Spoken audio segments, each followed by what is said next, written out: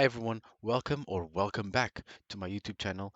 In today's video, I'm going to talk about what happened on the previous week. This is the second week of November. A lot of great things happened, released or will be released soon. So let's hop right in. AMD is giving a copy of Avatar Frontiers of Pandora to those who buy any Ryzen 7000 GPUs from the 7600 all the way up to the RX 7900 XTX.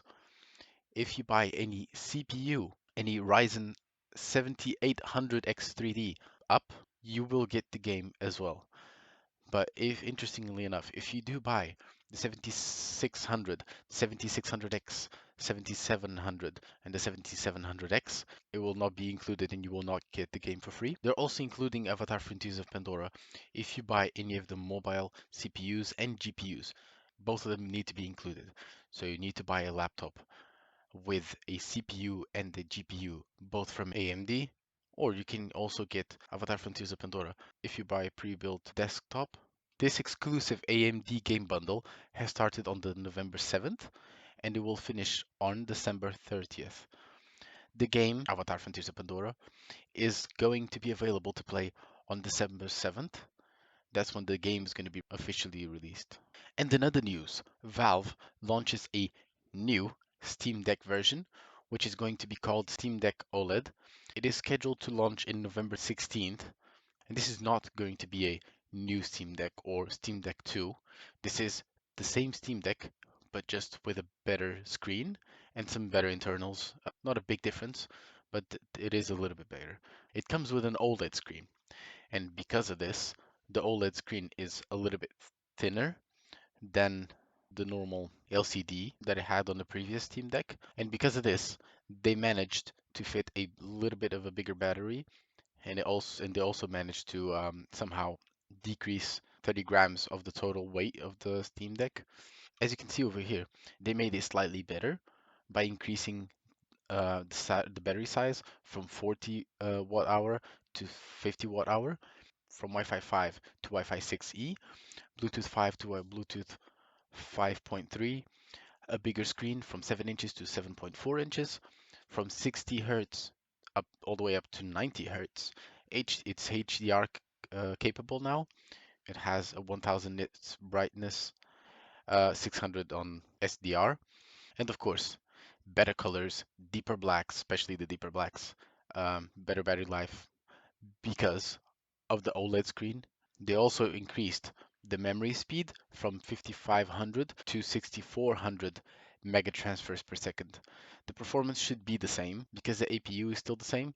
They say that they are very, very proud of this version of the Steam Deck. There are also quality of life improvements with torque screws that screw into metal, unlike the previous Steam Deck that the screws screwed into a plastic. That's one example. The price remained the same for all versions. We also got a storage upgrade. And there is one Steam Deck with 1 terabyte for 650 US dollars. As you can see here on this image, all the specs that I was reading for you. The 1 terabyte OLED for 650 US dollars. There's also going to be a limited edition with a smoky translucent housing, but unfortunately that's only available in limited quantities in the US and Canada. As you can see here on these images, there you go. They're like, it's a translucent grayish with some nice, interesting um, orange accents. Yeah, the bezels are also a little bit thinner than the previous Steam Deck, but that's about it. Video cards reported that NVIDIA is rumored to launch the RTX 40 series Super series on January 9th during CES 2024. As we already talked about, they're planning on releasing the 4070 Super, the 4070 Ti Super, which I think it's a stupid name, but it is what it is, and the 4080 Super. Before, we didn't know if the 4070 Ti Super would get the AD102 or the AD103. Now, it's been confirmed by the board partners that the 4070 Ti Super will be the AD103 And previously, we also didn't know if the 4070 Super, non-TI Super, uh, would have the AD103 or AD104. Now it also has been confirmed and it will have the AD104. AMD has confirmed that Polaris and Vega are not receiving any new features or game optimizations in driver rollouts. Future driver releases will be limited to security updates and base functionality fixes going forward.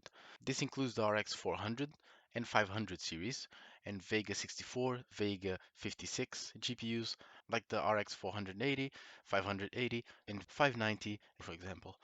This is one of the AMD's quotes, saying, "The AMD Polaris and Vega graphics architecture are mature, stable, and performant, and don't benefit as much from regular software tuning. Going forward, AMD is providing critical updates for Polaris and Vega-based products via a separate driver package, including important soft security and functionality updates as available.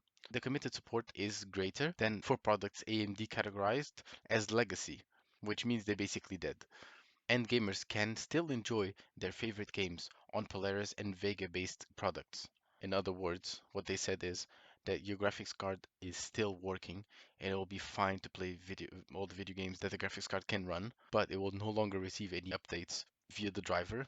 In faster tech news, Galax unveils a single-slot RTX 4070 Ti Max 16GB. The pricing has not been confirmed or unveiled yet. As you see, it will come with 3 display ports and 1 HDMI. It's going to be one slot, a very thin one. It looks like it's blower style. A retailer in Israel is said to be offering the first system with Intel's unreleased i9-14900KS with 6.2 GHz. As you can see here on their website, that's a pre-built with the 14900KS, 36 megabytes of cache up to 6.2 GHz. Here are the specs of all the 14th gen Intel CPUs. Did you buy an Asus premium $700 motherboard? If you did, you might want to have a look at the details on the I/O shield. It doesn't say Evangelion or Evangelion. It has an extra N. They mistyped it. You paid $700 for a motherboard which has this much detail.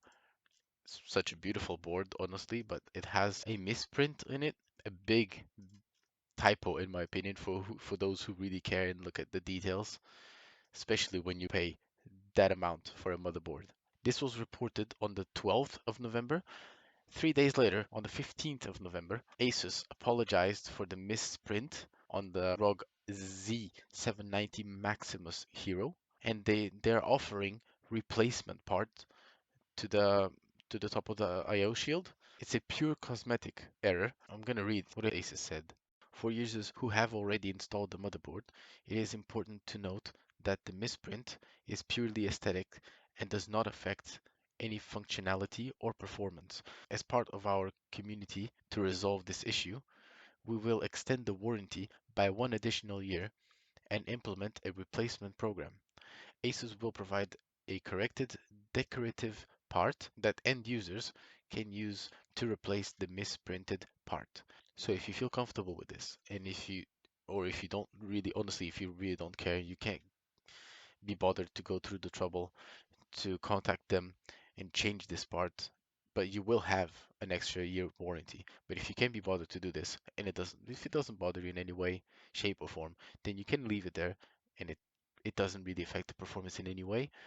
If you do care about this and if you want to change, you can go for it. They will do it totally free of charge, and they will still, as I said, give you an additional 1 year warranty.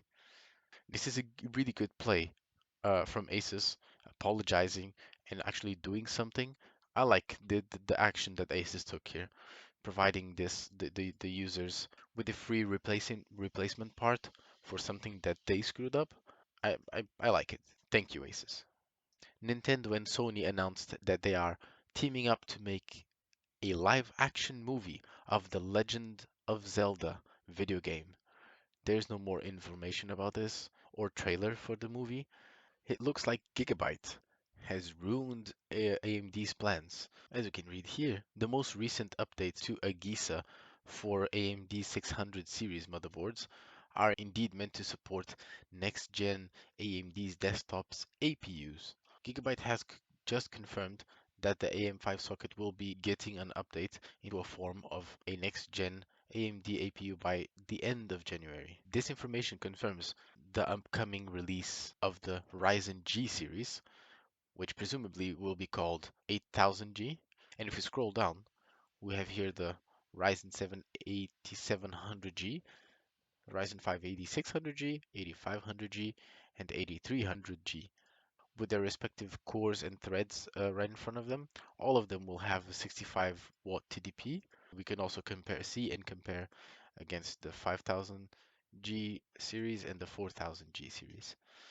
Galax introduces a 2880 US dollar RTX 4090 20th anniversary carbon fiber edition, limited to 50 units worldwide. I have shown you a few images of this graphics card on the previous tech update, but here we have more pictures and everything is now confirmed. You can also pause the video and read all of this should you want to.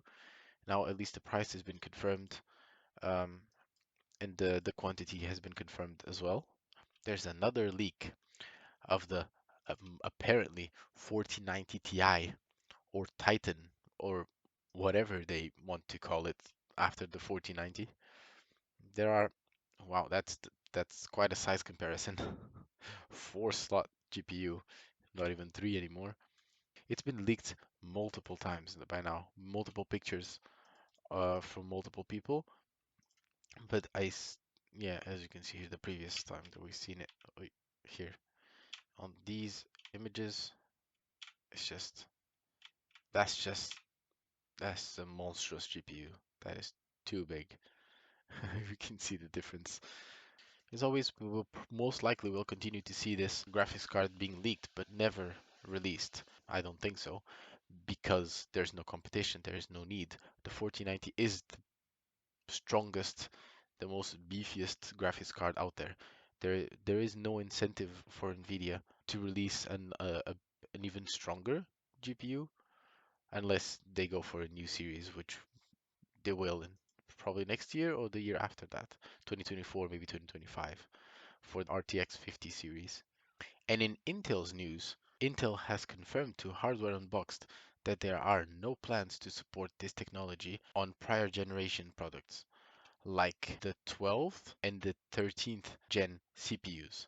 What are we talking about? We're talking about the APO. I highly recommend you watching Hardware Unboxed's video, where he goes into all the details and he shows you all the images and everything that you need to know. But in less words, if you are CPU bound in any way, if you have a bottleneck and it's the CPU, by turning APO on, it does have a significant bump on performance and it will increase quite a bit, especially on 1080p, high refresh rate.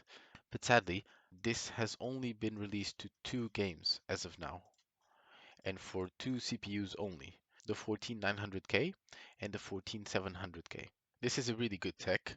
It does improve performance substantially, but it is very sad to see that it's only in 2 games. And as you can see, it's only Rainbow Six Siege and Metro Exodus.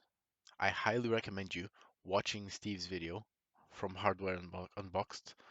There's a lot of information there, how to turn this on. You have to enable in the BIOS because it comes disabled. If you want to know more, then go watch his video. And AMD is releasing more Ryzen 5000 X3D CPUs, which is on the AM4 platform. This is according to the well-known leaker, also known as Chili Dog, who tweeted this information on Twitter. The 2 new X3D chips supposed to be coming out are going to be the 5700 X3D and the 5500 X3D, both with 8 core and a 6 core variant, both with 96 megabytes of L3 cache. AMD is giving us gamers even more longevity in this AM4 platform. If you don't want to switch to the new M5 platform, but you want more or need more performance, this one It's just another good option if you also can't afford or don't want to afford a 5800 X3D, or if you think it's too much or too many cores and you don't need them. So that's going to do it for today. I hope you liked the video. If you have any questions or you would like to look at the articles yourself, I'll link them all down below. So please go have a look if you want to. And you know what to do by now. Like, subscribe, do all these good things, and I'll see y'all in the next one.